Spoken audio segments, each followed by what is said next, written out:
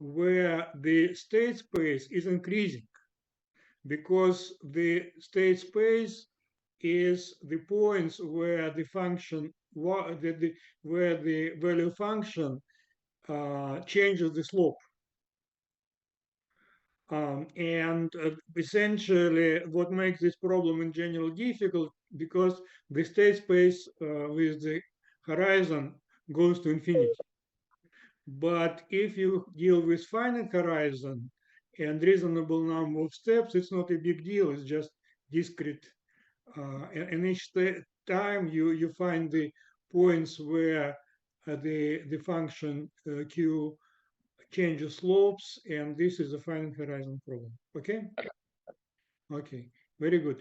And yes, indeed, what you need to do, you need to view at this problem as problem with complete information. Then you find the value function. And then by using the value function, the algorithm basically what it's doing, it allocates the action to the state in the history. So you run the problem and it's allocate the action. So if you go to MDP class that we just taken, yeah, you just took it. is it basically just doing value iteration and then it calculates what like the y state is, from what I understood? Not exactly. Let me explain in terms of MDP what it does. Okay. So for example, you want to solve a finite horizon MDP by value iterations, yeah? So what you do, you compute value functions, and then in each step, you, at the same time, you identify the optimal action depending on the state. Okay? Yeah. Now, then basically you may create what they sometimes call lookup table. Basically means that at time n, you're in this state, you take the action. Okay? In this algorithm, there is no Markov optimal policies. Everything depends on the history. But there is a nice efficient statistics there. And what you do, you run this algorithm, and depending on your state, you calculate the optimal action. That's what it's doing. Okay. But the optimal action just comes from the value iteration, basically. No. Yeah, the optimal action, let me try to explain it. The idea is the following, that the optimal action comes from the value iteration, but the state depends on the state is the pair actual state and parameter b, I believe, yeah? And this parameter b depends on the past. That's what's going on. And we actually don't compute parameter b, because the situation is that there are actually even graph for this. It can be a corner point. It's based on the slope, or it can be an interval. Mm-hmm. Yeah. And if it is the corner, yes, at this point you can compute actually the parameter. But if it is the slope, then you don't care about which element of the slope. You take the slope. Yeah. Okay. Okay. Mm-hmm. Okay. So you probably need more time to program it and to start making examples. Yeah. Yeah. Should I get started with that? Or... Of course. Of course. First of all, you need. It does at this point. It doesn't involve anything with reinforcement learning, with neural networks, nothing. But it may be needed when we have infinite horizon problems, or when we deal with applications and other things, or huge when the state explodes. So currently the state space is small, and Rui, my student at the time, he actually has the code, but the code was very simple. I thought that it's better to reconstruct it. And and he was solving the problem in the end. So you can also check his solutions, or whether you can reproduce his results. It will be a good check. But basically, this methodology consists of two steps. Step number one, you simply solve this problem, this game, by value iterations. And solutions of game with value iterations is the same. And this is the game with perfect information. It means that the second player, the nature, knows the action of the first player. And these problems are essentially identical or very close to MDPs. The only difference that the operator is min-max, not just min. But in this particular problem, this min-max also achieves on non-randomized decisions. So basically, we don't have real games appear. Real games appear when you have simultaneous decisions. Okay. Yeah. So basically, it's two-step procedure. First, you solve the problem. Then you have value iteration. If you know a value iteration, you also know Q function. And furthermore, you know the states, because as I told you, with the time horizon, the states explode. So one way is to view this parameter B is discrete or continuous, but it's can possible also to see it's a discrete parameter. And in this case, the state space, of course, formally is not discrete, but since the objective function is piecewise continuous, it's equivalent, and in fact, at each state, the states are discrete.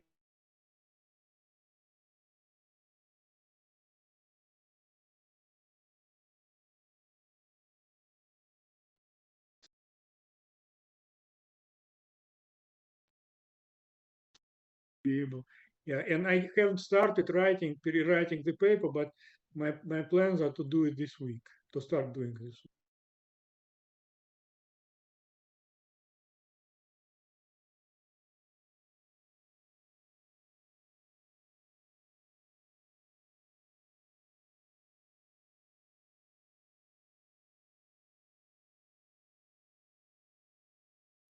I think he might be frozen.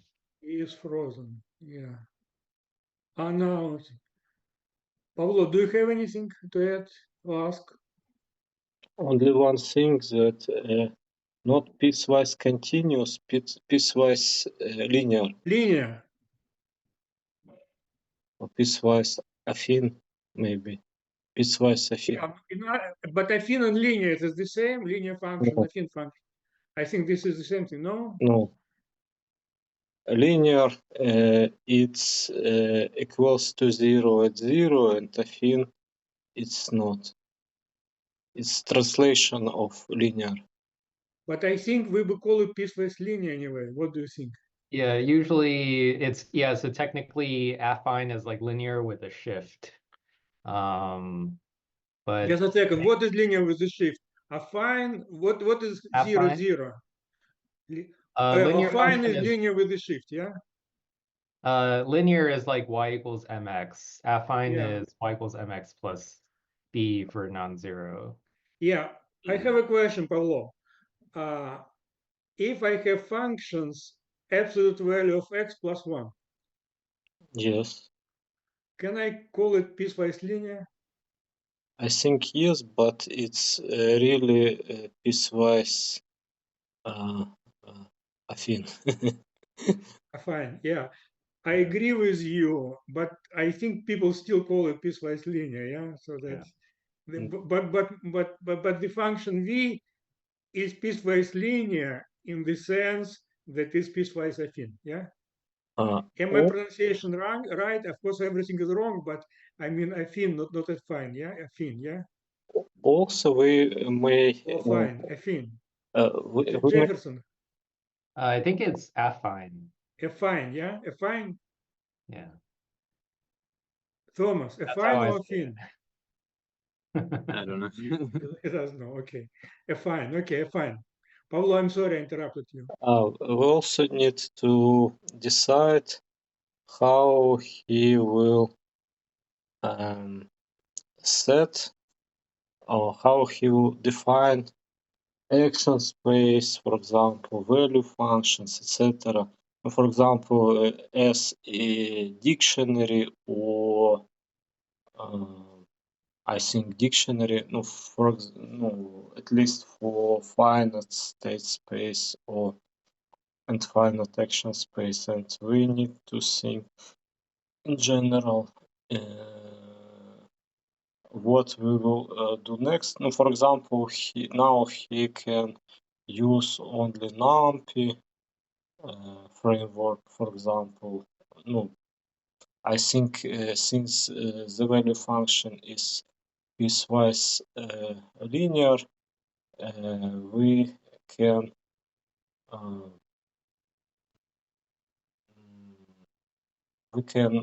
use only discrete model and use NumPy, but we need to think how we will generalize it, and for this purpose we need to decide approximately now how we will define the sets, actions, one-step costs, transition probabilities, in what format. And moreover, he will use maybe Collab to program this, and he will share us his code, and all of us can run it. Yes. The second question. The first is the format of variables, and the second where he will program it. Yeah, I think we need to table a little bit this the first question, because I asked Thomas to work on finite horizon problems. So finite horizon problems, there is no issue. It's essentially a discrete problem, but let me think for a second. What's going on essentially from the very beginning, it's an infinite state problem, because the parameter b alpha whatever, it's continuous. But when it is we have piecewise linear function, the behavior in between points is described by points in between. So basically, this is simply, we shouldn't even think about larger state space. We can view in some sense the state of the system at the state, and just we can play with the slopes. The slopes are a change at points, at discrete points. Okay.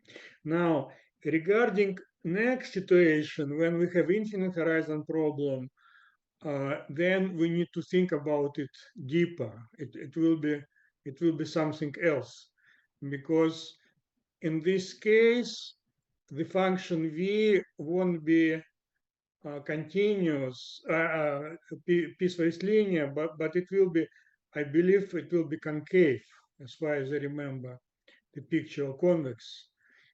And we'll need to decide how to use this convexity. One of possible approximations, for example, may be simply long horizon problems. Vn when n is very, very large. Whether we find something better, I don't know. Yes, we can compute the error, but I meant more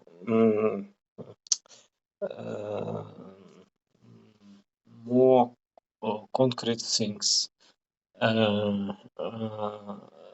Thomas will start to define inputs. For example, state space, for example, 1, 2, 3, 4. Action space, the similar, but when he will define, for example, value function, we need to understand in what format he will define it. I think You it mean will not be value a function? dictionary. You mean not value function? No, You mean Q V1, function? V2, Q function. Q function, V function. Q function. Yeah. I think it will be dictionary if Yeah. there is no another suggestions. Yeah, in the sense that this is the table that basically what we have the polytope in some sense, or a piecewise linear function, and we have the tops. We basically each vertex is defined by two arguments, or maybe we need to remember slope and these arguments. But yes, this is a I question. think the second idea is more appropriate in this situation. Therefore, we can with the do it slopes. Yeah. via the dictionary with finite. Yeah, Thomas, I'd like to tell you something. So this algorithm was invented almost independently of the paper. We actually started with algorithm, and it was written essentially for discrete case originally. So you can do two things. One, you can look at the reference of the paper with Rui and me published in, it's abbreviated conference paper, and there you can see maybe something relevant to discrete approximation. And also you can look at Rui's thesis. Actually, I probably have it, I can send it to you, but I'm sure that the library also has it.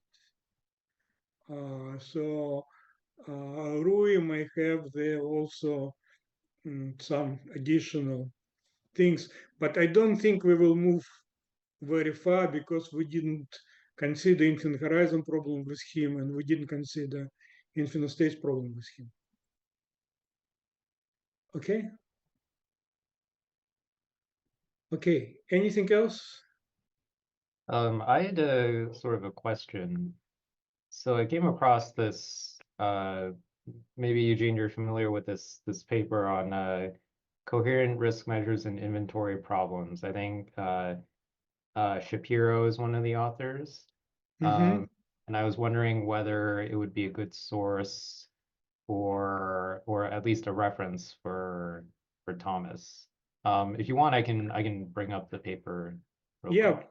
Yeah, I'll allow you to share. Just a second.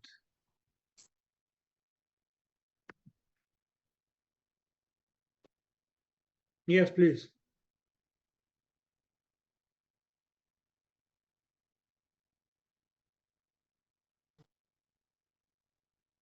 So it looks like here he considers single period and finite horizon.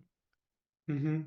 And there's some structural results, I think. So for the single period case, I guess it's similar to the usual case. And then there's I don't think so. First of all, you are absolutely right that Thomas should look at this paper, but usually Shapiro worked with nested CVaR. Can you? that was one thing I was wondering. I haven't read it in detail, and just from skimming it, it wasn't totally clear. Yeah, so could you that's please gonna be scroll the key question. down? We'll see, because we see the paper on the screen. Yeah, down. Yeah, stop. Up. Okay, so this is the axioms. I'm commenting. Would you mind if I comment? Oh, These no. are the axiom on axioms of the objective function. And what is the title of the paper? Can you read it to me? Yeah, it's coherent risk measures in inventory problems. Yes. So coherent means that it satisfies certain assumptions. Assumptions in the spirit of this axiom. Maybe all four of them are coherent. Yeah. Yeah. Okay, we can move down. Okay, down. Okay, yeah. I think this is so this is the risk neutral setting. So this is the new news vendor objective with expected value. And then looks like here it's just replaced with, so rho I think is a risk measure. Yeah. What is psi? Psi I think is the shortage cost. It's so psi is the part of the cost that depends Yeah, on I see. Yeah. random demand. Formula 2.1, yeah. Yeah. But so far, nothing special here. I don't know what is F at the bottom is, but it doesn't look, it looks like standard inventory control for me. Yeah, well, standard inventory control is you consider the expected value of this. Yes. So here it looks like one thing they do is they consider you replace expected value with a coherent risk measure. Yes, exactly. And then, yeah, you can, this is the dual representation.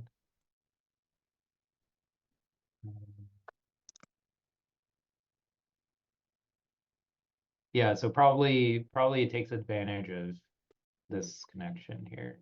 Yeah, I think they should have references to the paper, to papers by Rudziński, because Rudziński considered this kind of approach.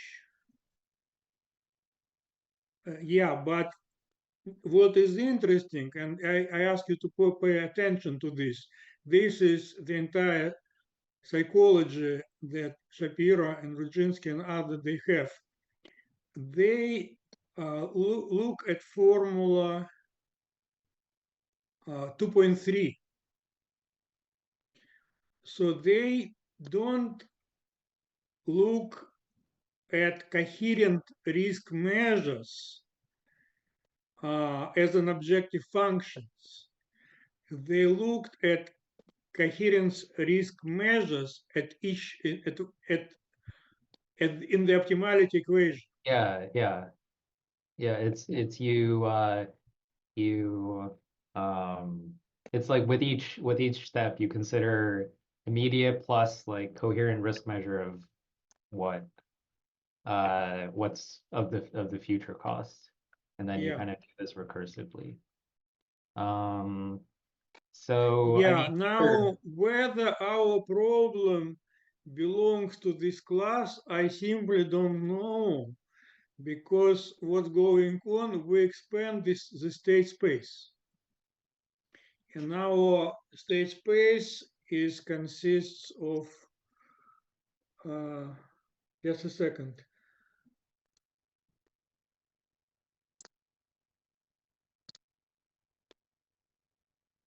Yes, we expand the state space. And then we take an incomplete information version of the problem, because the decision maker does not know what the nature, what is player 2 allocates. And the breakthrough in this paper is that it's not needed. This information is not needed as long as we assume that the decision maker plays optimal actions. And so by our transactions, we learn optimal actions of we learn we learn our optimal actions even without knowing these these probabilities. But in the problem, in the original formulation, we have this extension of this state, and I simply don't know whether our criterion is coherent. I simply don't know. I think it is, but I am not sure, because this function rho will be something like supremum of all actions of it is essentially the function in the Q function, whether the question whether our Q function satisfies these assumptions. And our Q function, it also includes maximization operator. And I simply don't know. Thomas, you may think about it. Well, for example, if we know the probabilities, but not probability, the risks that player 2 allocates the question, and so we have the expanded state space, the question is whether this problem has coherent risk measure. So as far as coherence goes, I think so it's so we're thinking about whether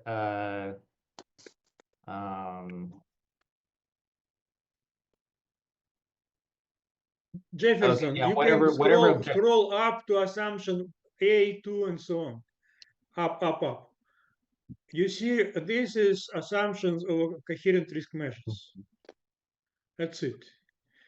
Convexity takes place. Monotonicity, I think, also takes place. This property, I also think, takes place. The last one, I don't know.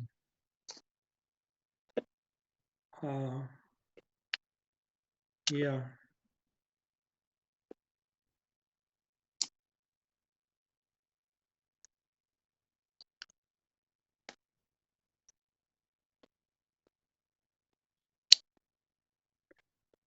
I don't know. It also depends on what we consider Z. If Z is after maximum is processed, then it is. If it's not, I don't know. Basically, this is a question to think about. Yeah, I think where I was getting confused for a second was that originally we thought what we're doing with solving the game was what corresponded to optimizing the CVaR of the total costs. And as we now know, that's not exactly the case. So we're trying to think about whether whatever criterion we're actually trying to optimize when we carry out this procedure,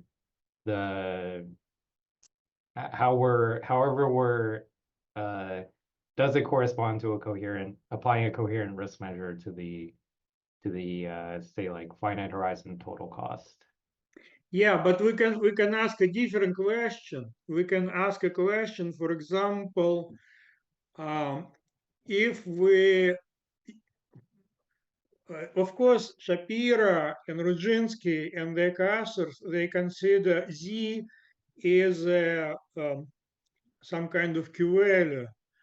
And we immediately become confused because whether it is Q-value before maximum is taken or after, I don't know.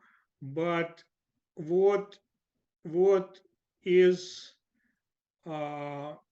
natural question is if we consider this so-called static CVaR, or specifically, we consider row of the sum of rewards, discounted sum of rewards. Z is the sum of discounted rewards. Then the question is the criterion that we use now, is it coherent list or not? I think it is, but it's just simple 15 minutes verification of these 4 axioms. It's obviously coherent because by its definition, as I remember, if you will use the definition, the dual definition, so-called, no, in your paper, it's, as I remember, 1.4 or something like Yeah. that. Pablo, I'm sorry, speak to microphone, please. Yes, if we will use that definition, it will be, of course, no sublinear, which implies positive homogeneity and convexity. Monotonicity, I think, holds also, it follows maybe from the Pablo, keep in mind, just a second, keep in mind that the definitions 2 to 3 of formulas 2 to 3 in my paper with Rui are definitions of real CVaR. And this is a difference. I see, but we talk now about the static CVaR or on real CVaR. We're talking about this one, dynamically adjusted CVaR, I think Rui and I called it. No, your CVaR, that no, that CVaR for which you proved an algorithm, yes? Yeah. No, that CVaR, no, in its dual formulation is sublinear function which applies its positive homogeneity and convexity. And the list two properties, the translation property and no, of course, the translation property in one direction it's also holds.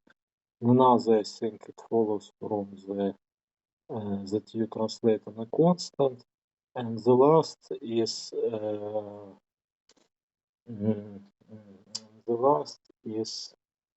what's the last? The second was what was the second property? Only Jefferson Here, knows. let me bring it back up. Monotonicity. Of course it holds. Monotonicity, I think, also holds. No, we need to see, but I think monotonicity. Yeah, I would say that with probability 99, it is coherent because otherwise people would notice it. And according to Patrick, there were 140 papers using that CVaR as real CVaR, and nobody said, no, it's impossible. And Patrick would be the first one who would observe this. Sorry, I have to go catch a train. Is there anything else you need from me before I go?